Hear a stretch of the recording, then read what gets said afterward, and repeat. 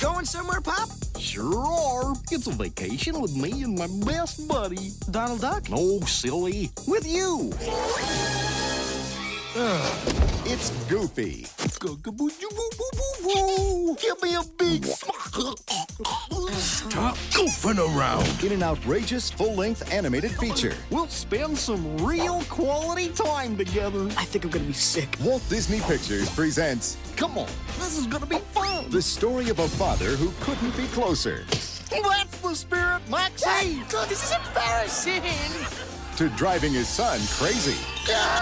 This is pathetic. Now, they're getting a crash course in becoming best friends. It's Bigfoot! Could you back up a bit, Mr. Foot? You're out of focus. This spring, one of Disney's favorite classic characters lands at theaters in the most hilarious It's the Leaning Tower of Cheesa. and hippest animated musical comedy ever. A little smoke, Gage. A Goofy movie. Morning, son. Dad! It's hard to be cool when your dad is goofy.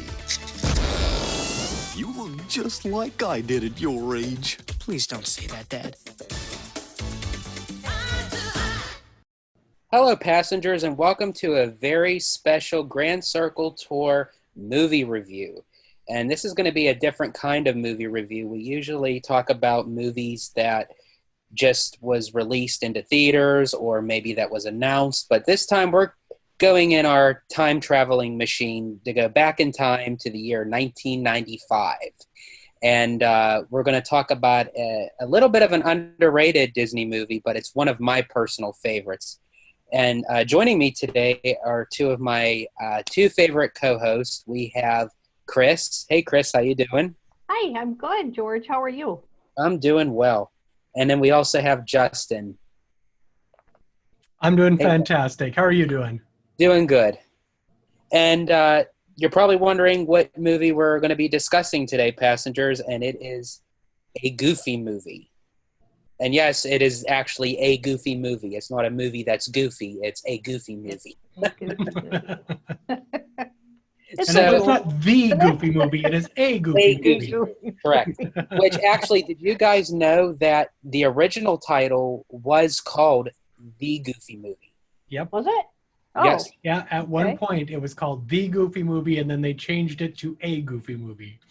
Oh, wow. I did not know that.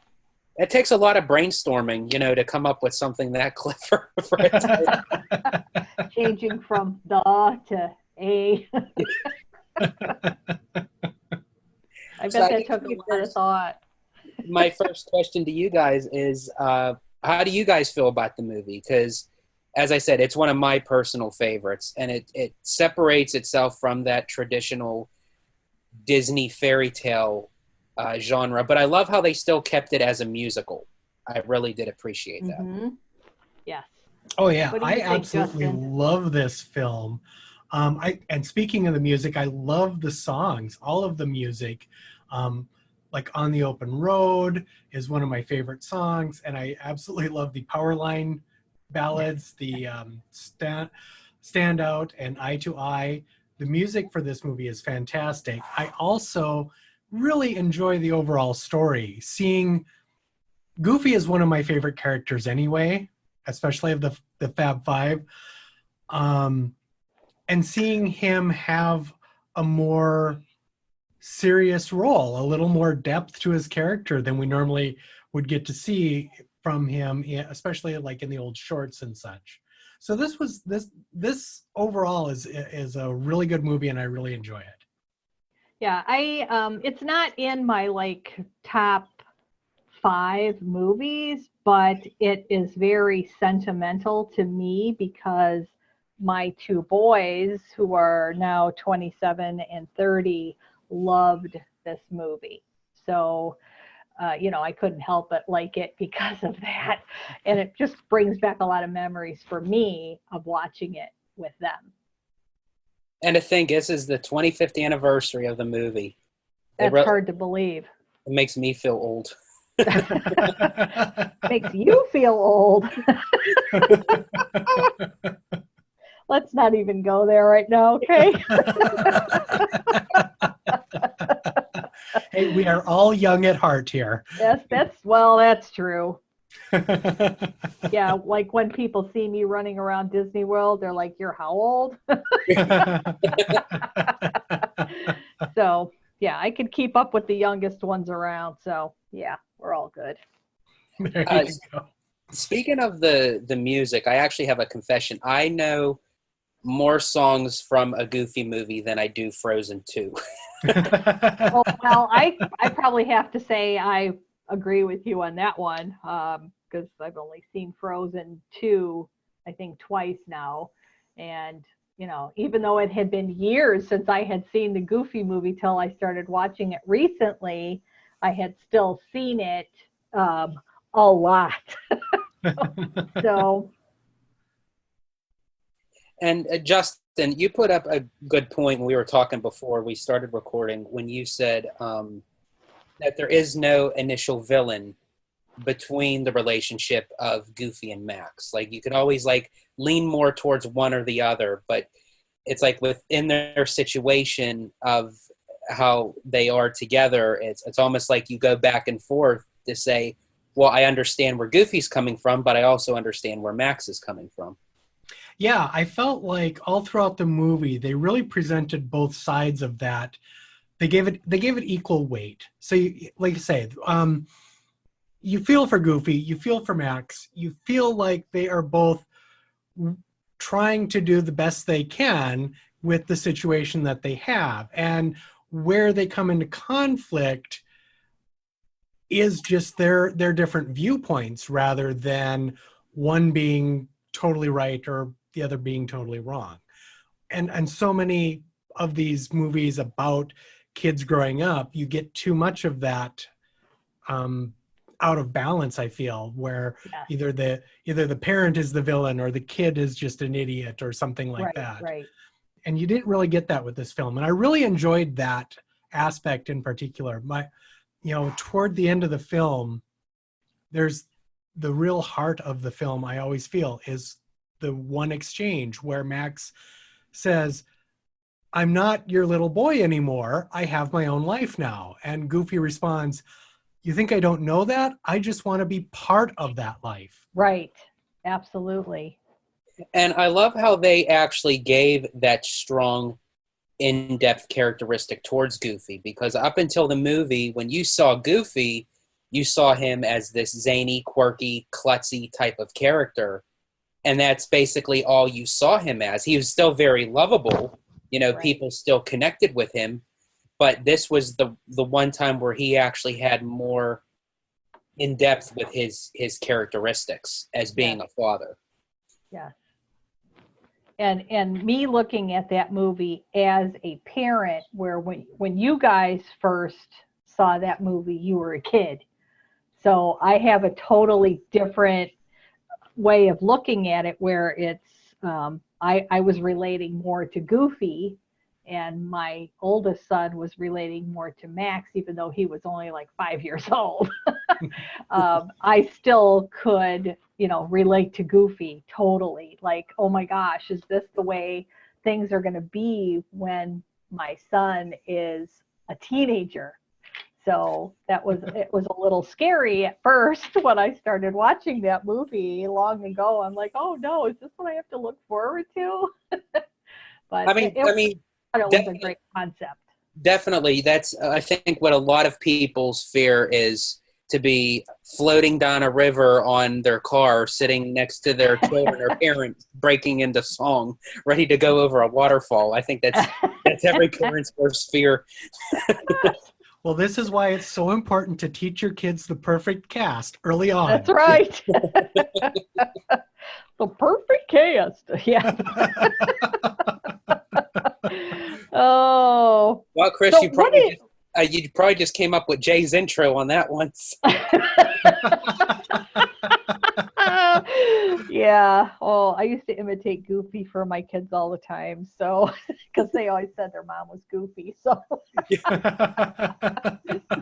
what did you guys think of the whole Powerline concept in that film?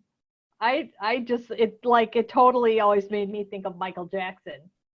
I definitely had like, as far as like style goes, for me it was like a mesh between Michael Jackson and Prince. Okay. It like had like that type of feel, but like the look of him, it was definitely like from the 80s into 90s, because a Goofy movie was coming off of the show Goof Troop, Right. that used to play on Disney Afternoon. So it definitely, like his style of Powerline, it definitely had that 80s, 90s feel, for which I think that's what I can relate to now, because when I think of Powerline, it takes me back to the 90s. And it was... Well, I think the person who wrote the songs for Powerline, or created some of that, had also worked on some music with Prince. So that's where some of that influence may even come from. But partially, I think the reason Powerline works so well in this film is because their music is both so contemporary to that time, but also just really good, catchy songs. They, you know, I did not mean to say this as a pun, but they really do stand out. I apologize. I'm sorry. Of course, you had every intention on doing that. So. That's funny. But the music in the movie, it especially with the two songs from Powerline, Stand Out and Eye to Eye, you can listen to those songs, and for someone that never saw the film, they would never know that came from a Goofy movie, but they would say they love those songs. Mm-hmm. And at the same time, both of those songs fit within the theme of the characters at the time that the songs are playing. Right. You know, Eye to Eye plays when Goofy and Max are finally working together toward the common goal.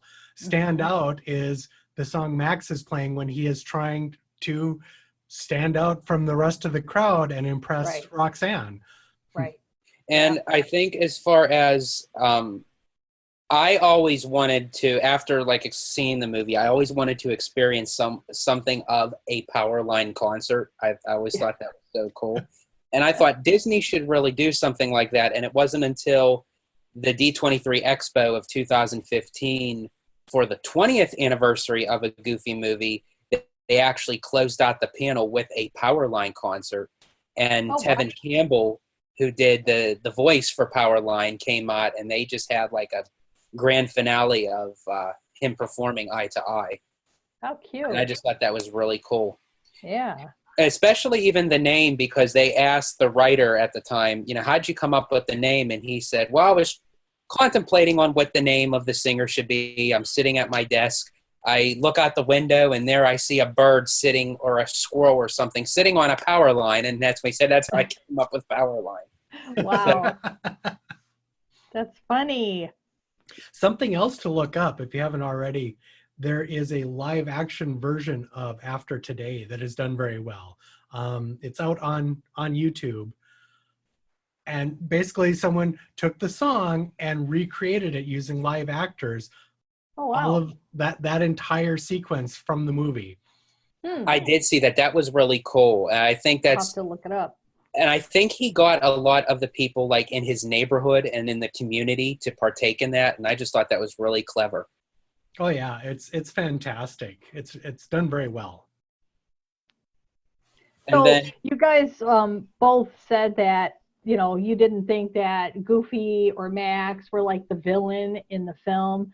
But as we were talking before we started, our interpretation of a villain was Principal Mazer and Pete. And Pete's always been a villain, right? Seems like whatever Pete's in, he's always a villain. But Principal Mazer, of course, the first thing that when you watch that nowadays is the first thing that comes into your head is Max, or not Max, Rex from Toy Story, because he's the voice. Yeah. And then nowadays, right now, he's on Young Sheldon, and he plays a professor. Dr. John Sturgis. So I still always, when I see him on there, the first thing that comes into my head is Rex. And he also, the actor you're talking about is Wallace Shawn. Right. And Right. he also does the voice of Robert Parr's boss in The Incredibles. Yep. He's So been anytime like I a see him, lot. like I just link Yeah. him back to Principal Mazer, like that, Yes. suit and tie, strict Yeah. type of person. But yeah, he could be someone lovable like Rex. That's And then he can be someone not so lovable at the same time. He also plays a teacher in Timmy Failure, Mistakes Were Made on Disney Yes, Plus. he does. Yes. And that was, and I don't know, you guys like that. I thought that was a really cute film. But yeah, he can do, that man can do anything. 5'2" powerhouse he is. yes, he is. But going back to the idea of both Pete and the Principal Mazer as villains in this, the reason we consider them sort of villains is just because they're both feeding Goofy bad information. They're Yep. giving him bad advice, and he is doing his best to basically do what's best for his son and taking on this advice, and that's what kind of kicks off the entire story. Yeah, definitely. Now, do either of you have a favorite scene from the movie, like something that stands out to you? No pun intended. We're just using the stand out as a Well, it works. Well, that's What are you because gonna we do? all see eye to eye here. yeah. I don't know. I think my favorite scene is when they're on the car floating, and because that to me makes them really come together. And then the other one I thought was hysterical was the possum show at the pole at the place where they go. Lister's And it's just Possum like- Park. Yeah, and it makes me think of like Country Bear Jamboree if it was like it has gone downhill.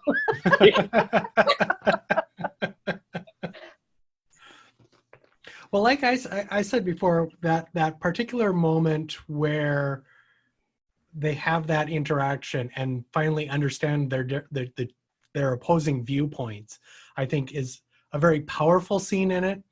I would say overall though, probably my favorite scene is at the Powerline concert when Goofy ends up on stage and not knowing what to do, and Max Yeah. yells down to him, "Do the perfect cast!" Yeah. And he morphs into that dance thing. That's pretty cute. My favorite scene was something so silly, so simple, and it like lasts for less than a minute on screen. But it's when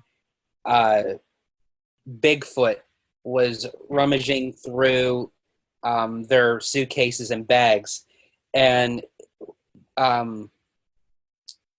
he gets like, I don't know if it was a Walkman at the time or something where Yeah. it goes on to him and it's playing Staying Alive. Alive. And he's just and then you see Max and Goofy having like an intimate moment in the car, but then you look out the back windshield and you see him doing He's out there. Yeah. Oh, so But- I cry in every Disney movie, no matter what it is. So the one that really got to me was when they were in the car at that time and they were cooking the soup on the cigarette lighter, and Max finally comes around and spells in the Hi Dad soup, he spells the Hi Dad at the bottom of the can. And I'm Oh like, yeah. I cried again the other day when I watched it.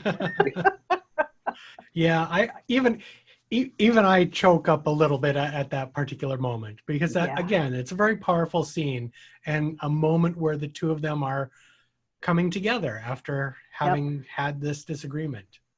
And especially with the Walt Disney Company to not promote smoking, that when Goofy pulls out the cigarette lighter, he says, "Well, I'm glad this is good for something." Yes. Yes. Yeah, that was good. But now going back to Lester's Possum Park, Yeah. now did you guys know that the guy that introduces the show, the introduction, that I don't know if I'm pronouncing his name correctly, you guys. Pat Buttram?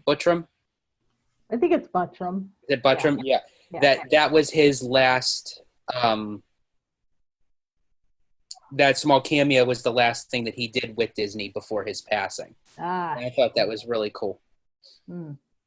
But they said he was in the recording studio, and they said he was shouting out a bunch of stuff that Disney couldn't release into the movie. Oh, I'd like to hear some of those outtakes, huh? Yeah. Well, the other voice that really stands out in this, and even though it's only seconds, is the school secretary, Miss Maples. That's Joanne Worley. Yeah, that's right. Yep. I mean, her is unmistakable. The same thing as she did in like Beauty and the Beast with that sound. So it's like, oh my God, that's Joanne Worley.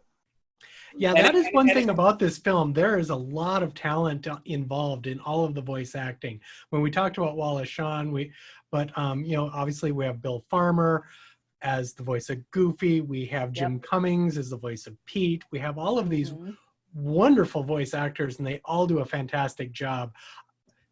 Honestly, this is probably the only movie that I enjoy Pauly Shore in. Yeah.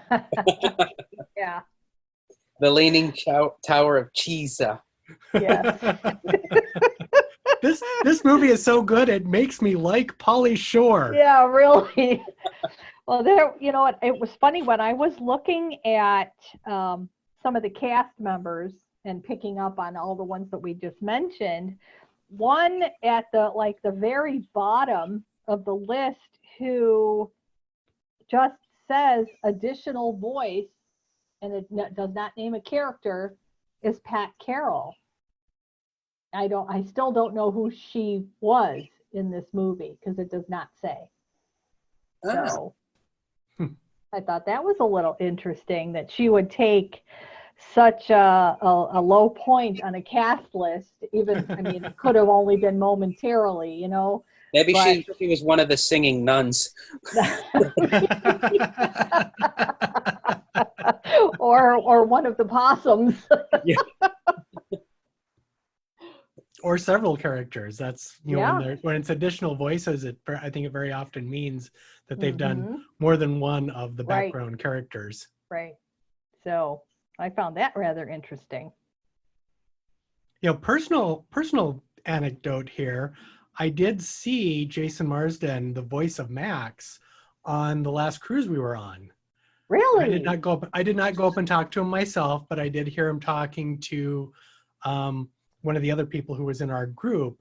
But he was there. He was on the cruise, just kind of hanging out with everyone else. Very cool. That must have been the same cruise because someone actually posted on Facebook in one of the Disney Facebook groups that they actually posted a picture with him on the cruise. Oh, okay. So Andrew it Prince. must have been that same one. Yeah. Yeah, Andrew Prince had a picture with Okay. him. Yeah. Okay. Yep, and that was the same cruise. Nice.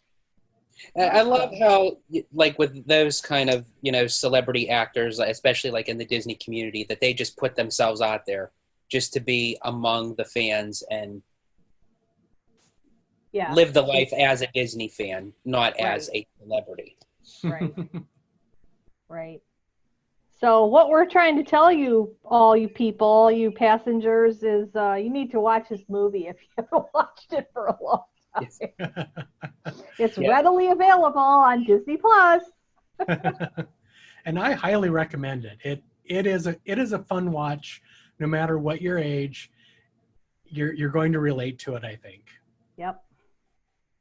And I have actually a trivia question for you both for the movie, and I'm actually going to use this for the live show, and because by the time this gets released, the live show will already be done, so the passengers can't take it. So, briefly in the movie, Donald Duck and Mickey Mouse make an appearance, and And this was the 4th time Mickey Mouse was in a full-length feature film. This was the 4th time. It's a Goofy movie. Do you know the other 3 films? Oh, geez. Little Mermaid. You know that, right? Yes, he was thrown in there like as an Easter egg. Yes. That is one.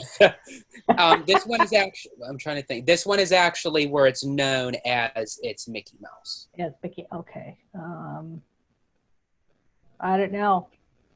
I'm trying to think, like, was it Fun and Fancy Free or one of those? That was okay. That was the second one. Mickey and the Beanstalk sort of one.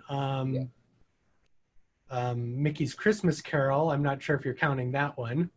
I wasn't, but that was a good one too. Yeah. Didn't he have one like Runaway Brain? That one was the short that they played in the beginning. Okay. But the full length feature was Fantasia. Oh, Well, sure. yeah. Fun and Fancy Free, and Who Framed Roger Rabbit. Oh, yeah. Oh, Oh, I always sure. forget about that. Where he had to have equal screen time with Bugs Bunny. It was part of the Okay. contract. Yes. Yeah. And Donald Duck and Daffy Duck also had to have the exact same amount of screen time. Yeah. So might as well just put them both in one scene. There you go. Then you can't argue about it. But yet at the same time, that made cinematic history. Yeah. Yes, it did. So passengers, we want to definitely thank you for joining us for our brief little movie review of a Goofy movie. And we hope that you definitely see it eye to eye as we have. Because this movie definitely stands out. And I tell you, if it doesn't, then you can go hit the open road. So Yeah.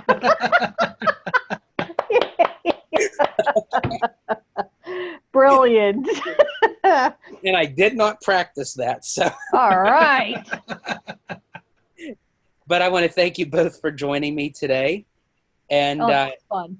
as always, Ken, take it away. If you would like to keep the adventure going after the show, be sure to like our Facebook friends page, Grand Circle Tour Magical Ticket Holders. While on Facebook, like our group page, Grand Circle Tour.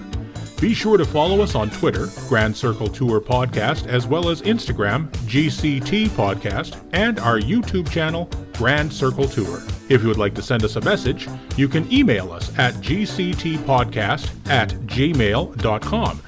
T-shirts and other fun merchandise can be found at tpublic.com. Simply search Grand Circle Tour Podcast. If you enjoyed your adventure, leave us a review on Apple Podcast. Only one rule, make it good. Thank you for riding with us, and welcome home.